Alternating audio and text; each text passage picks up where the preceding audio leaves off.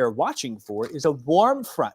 Warm fronts are a little bit different than cold fronts. A lot of times you get a sweeping line on cold fronts, but sometimes when you get those warm fronts set on in, they can be a little mischievous, and that's some of the concern we have today. That warm front has actually looks like it's already started to lift through Champaign-Urbana, which has pushed it pretty quickly here. And so that's a bit more of a concern for us here in the I-74 corridor. You'll see we're at 74 in Champaign, 66 in Bloomington, 63 in Watseka. So I think that warm front's somewhere in this area right here, low mid-70s. The sun is out in Champaign now. I stepped out there, and we sent Seth out the door to go on the storm tracker. And so we are seeing some of that sunshine and that milder air come on him. Another way we can look at it is our dew point values. Where are they at? Maybe our warm front's a little further to the south here than that, but we can see we're warming and starting to clear signs that it's lifting here. Still some dew points, only 51 in Champaign.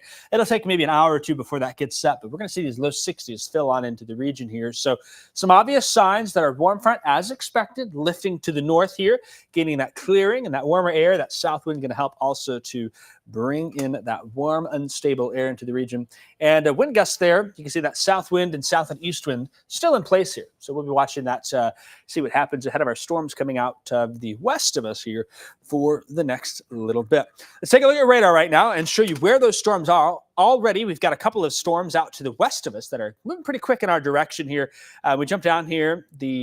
Looks like coming into Pike County, Illinois. Probably going to see a new warning coming for Pike County, Illinois here in the next few minutes. A storm here near Bowling Green, Missouri has some quarter to golf ball size hail and some 60-mile-an-hour winds. And then there's another storm as well here to the south and west of that. These storms should continue on an easterly track. That'll bring them close to the I-72 corridor. And they're more isolated, which is interesting to see here. Look at a more isolated mode. That may help with, if they can tap into that instability that's coming to the north ahead of them here, that may help with the chance for severe weather to continue for several more hours with them. They may cluster more into a line before all is said and done. And I think the general consensus is we'll see a line of storms come on through.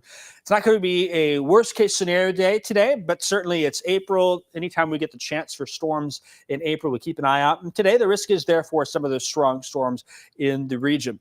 Heading towards those storms now, we've actually got Seth out there now. He's on I-72 heading west in the storm tracker. And looks like he's past the Mahomet exit and moving on 72 to the west there, probably be in Monticello in the next 5 to 10 minutes, and we'll probably set him up in Decatur to Springfield to kind of watch and see, and he'll adjust as those storms move in our general direction. As we look at these storms, much more of a supercellular look to it than anything here. So likely, I think they're probably drawing up a warning now into Pike County, Illinois. So that's still a good 60 miles away from the western edge of our viewing area. And it will take some time for this to traverse in our direction, but we'll keep an eye on it. Something we have noted is that this storm has had some rotation with it. It's not been overly strong, and there's been some questions on whether it's actually based at the surface where it can tap into that rich instability, or if it's more elevated with some stable air dividing it between the surface.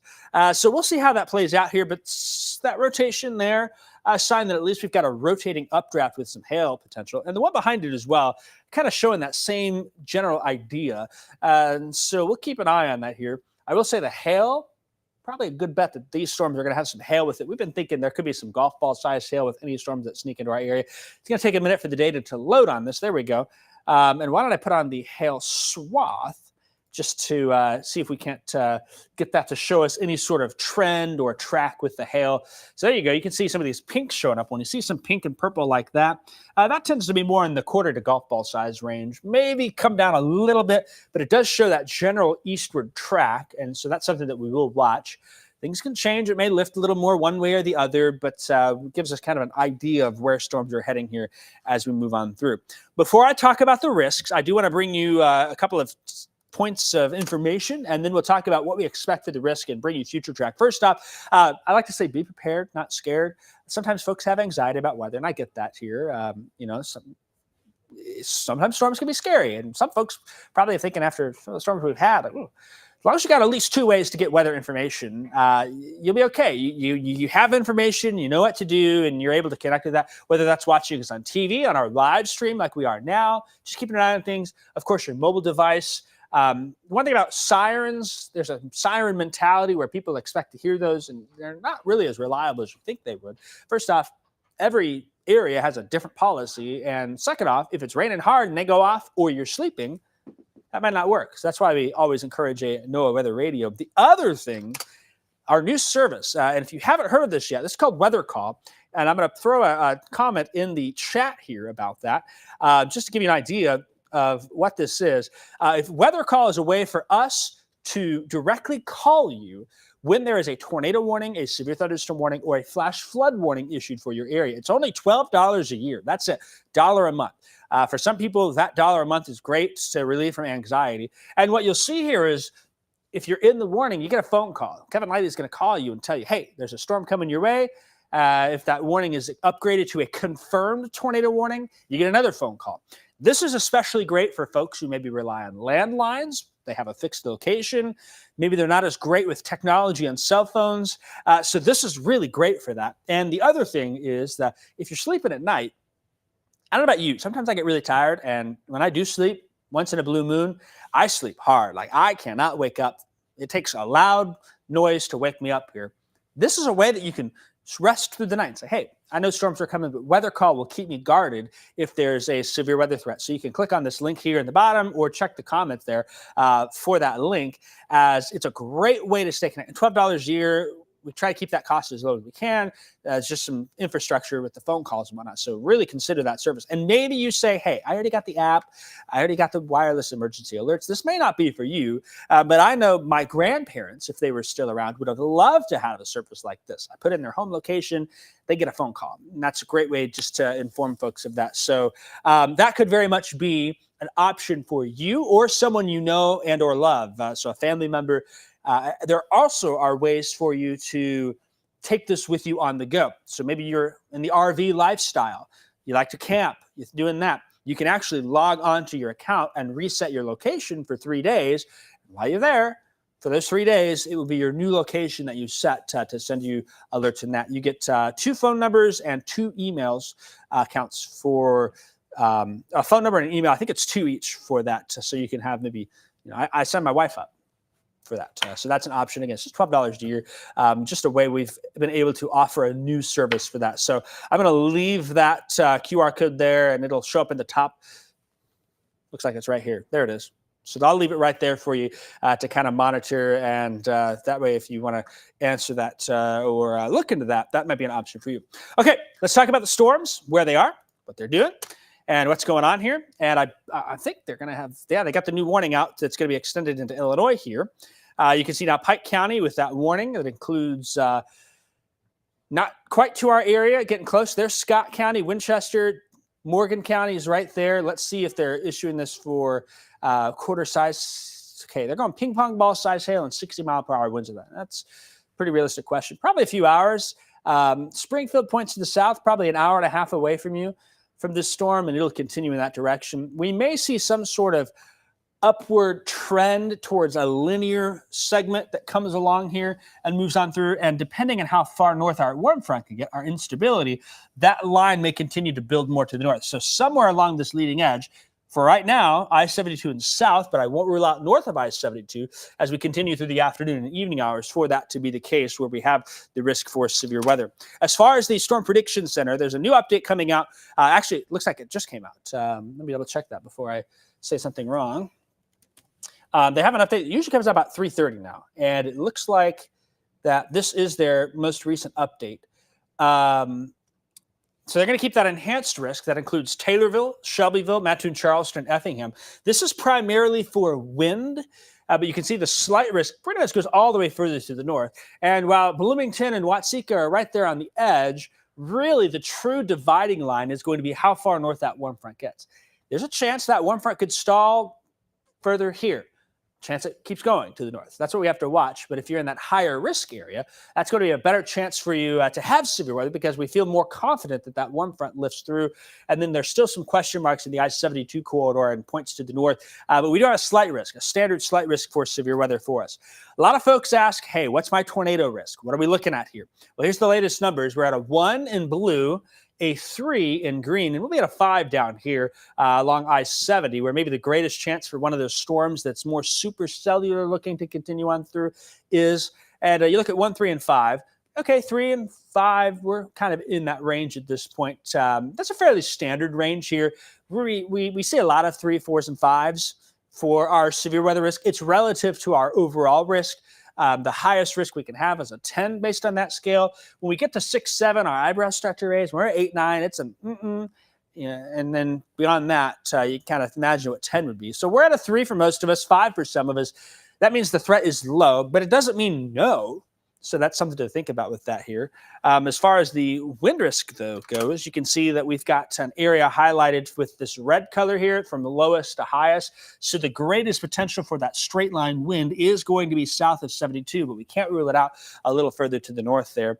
And we think if there's some storms that really can cluster together, we could see some 70-mile-per-hour wind gusts out there. And the best chance for that's going to be the I-70 corridor. We'll keep it at 65 up to I-72. But that may, for a spot or two, trend a little higher, and there should be a sharp cutoff with northward extent on that here. And then lastly, we're keeping an eye on the hail threat here. Some of those storms coming out of western Illinois might have a chance to bring some golf balls. I might think about pulling this a little further to the north here, but the hail threat doesn't seem to be the biggest concern, but yes, there could be some hail with those storms as we move on through. So all of that added together in one graphic, the relative scale here, our greatest potentials for high winds, for more of us to see that.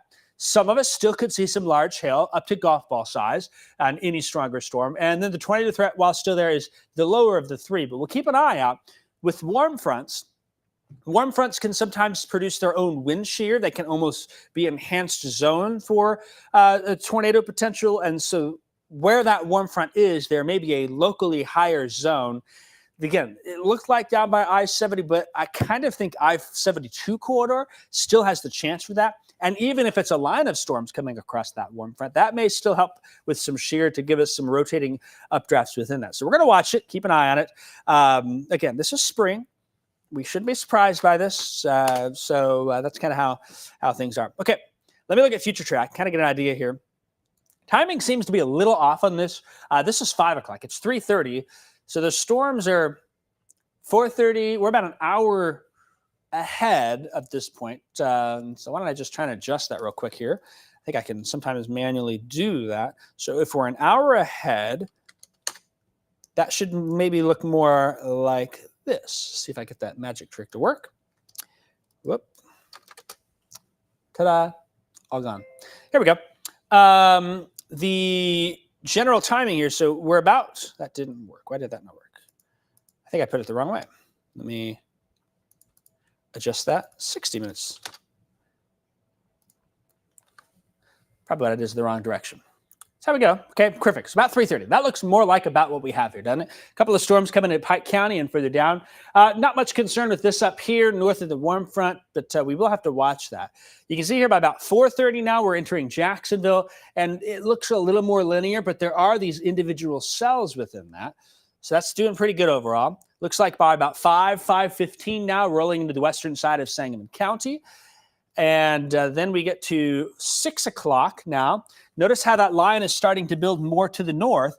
And by this point, that warm front should be somewhere in this region. So that tornado potential may be there slightly higher somewhere in that segment. Not a guarantee, but we got to watch it. So this is 6 o'clock now. Bloomington, Decatur, passed through Taylorville by now, coming into Shelby County. And the one thing you'll notice is that this line of storms does look to bring at least most of us some rain. So we think most all of us tonight are going to have some rain and thunder, some of us a severe threat there. We get to 6:45, 7, and you can see here now that's coming across I-57, that 6 to 7 o'clock window there, starting to move to the east of that. Again, you kind of see these little kinks in there, something to watch, something to keep an eye on. Behind that line, I don't really have a concern for severe weather, but there's still maybe some small hail, some thunder, and some lightning in any of those cells that are there sweeping on through. By about 7:45, 8 o'clock, it's now swept through Danville, crossing into West Indiana, and that should bring an end to our severe threat. We've been saying 4 o'clock through like 8 or 9. I think that's holding pretty good here. We initially kept that broad. We said, hey, from 12 p.m. to 12 a.m., just because the time was moving around a little bit, and we've kind of honed into that 4 to 9. And I think that's been a good proxy for us. You'll see some rain 10 o'clock news tonight. We should be good. If there's any damage, we'll have Seth out there. If there's not, it will be a quiet night for us, but some lingering rain. And then the good news is by tomorrow morning, for the most part, things do look a lot better in the region. Let's check with Seth's shot, see if we can see where he's at now. See if I can recognize a few spots here. To me, that looks like Cisco right there in the distance. Looks like he's hit a few bugs as well. He'll have to clean the windshield off. Windshield wiper. Those bugs are not good this time of year, of course. So we'll see if we can hear him. If he's listening at all, he'll be able to just spray those windshield and see what happens. If not, he's just driving, probably listening to some Foo Fighters or something, knowing him, having a good time out there. So he'll be heading west to Decatur. That's Cisco over there. So he's on I-72 westbound in Piatt County now, and I think we'll get him to Decatur and see what happens there and keep an eye on him.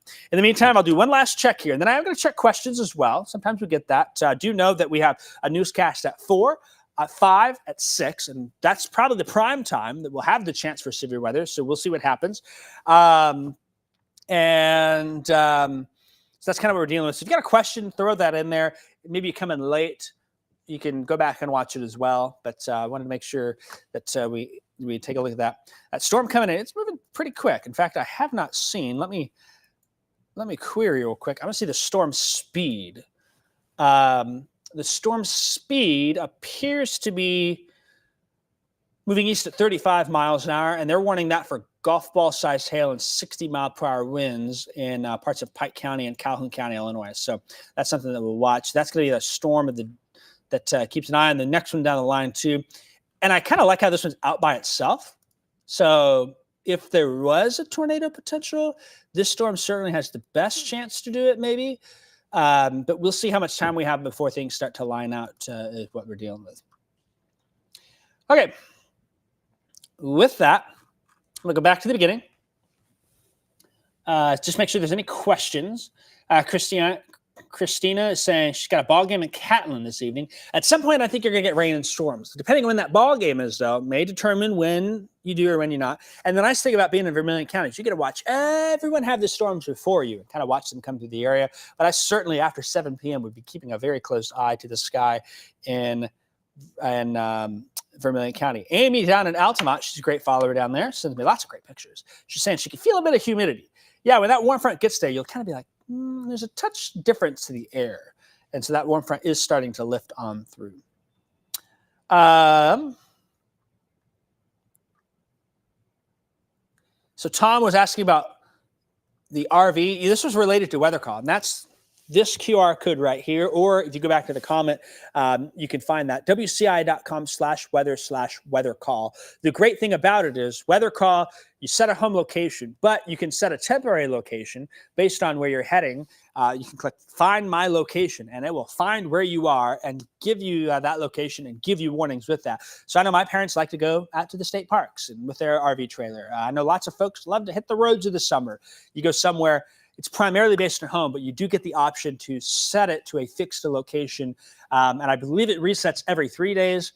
The reason they have that reset feature is because if you're out somewhere, you don't want to forget about it when you get home. So it will reset itself back to the default location. So that's one thing that is good. Susie's saying, yes, it's primarily based on home location, not phone location. The phone location is the WCIA3 weather app. That's the primary one for that. Weather call is not going to be for everyone. I know that some of you have been like, rah, about it. The deal is, though, is I know some folks have a landline. Maybe they're not internet savvy. They're not tech savvy. I know our senior citizens, our elderly folks, maybe aren't as able to rely on that. So having this, and $12 a year, I mean, $1 a month is not bad at all. That is something that is well worth looking into, well worth watching, keeping an eye on things. So that is certainly what we're saying about it. It's a home-based location, whereas the app we have is phone-based location. Some of you are weather enthusiasts, and you might get both. I got both. No surprise there, though, but that's certainly what we got with that. So with that, we're going to keep an eye on that storm there to the west of Jacksonville. You can see it clearly looks supercellular. Something to watch, but not anything significant. The thing is also is that if you have weather call and you even live in the severe thunderstorm warning, you can select all severe thunderstorm warnings, or you can select the worst of the worst severe thunderstorm warnings. So you hit that 80-mile-an-hour wind and baseball-sized hail criteria. Maybe you only want warnings after that. You can cater that a little bit so you're not getting over phone called.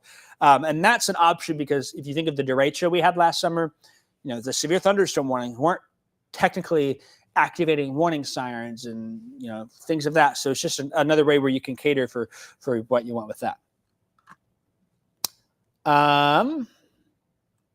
Checking out here.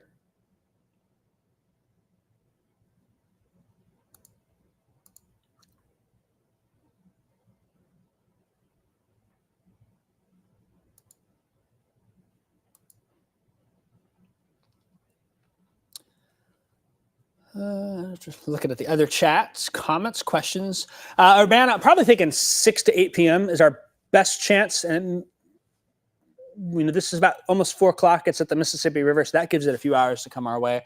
Arcola ball game at 5. You might squeeze it in early, but got to keep an eye on that storm. Will Matt Toon get hit like usual? Y'all have had a rough spring down there, it seems like. So we'll watch, keep an eye for it.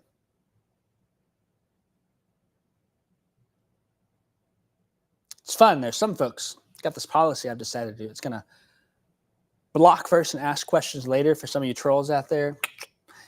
Not going to deal with you.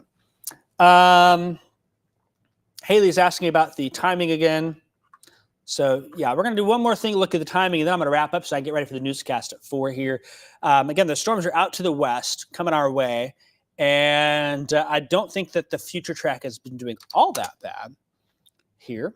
So we've kind of edited it to make it look like we want. Here's 4:30 now, coming into our viewing area. There we are. By 5:30, it's moving through Springfield. I'll slow that down a little bit. Looks like it's approaching Decatur between 5 and 6. We get it to Champaign-Urbana between 6 and 8. And after 7 o'clock, it's moving into Vermilion County. And again, where that warm front is will generally divide the severe risk. We kind of think that warm front's going to keep lifted north along this line, which brings more of us into the threat, which is certainly what we've been watching. So that is what we got. Thanks for watching. If I have to, I'll jump back on. If not, watching TV, we'll have updates there. We've got stuff in the field and keep you updated with the chance for some of those storms here over the next bit. That is all. We will see you on TV at 4, first news at 4, or if necessary, we'll cut back on digital.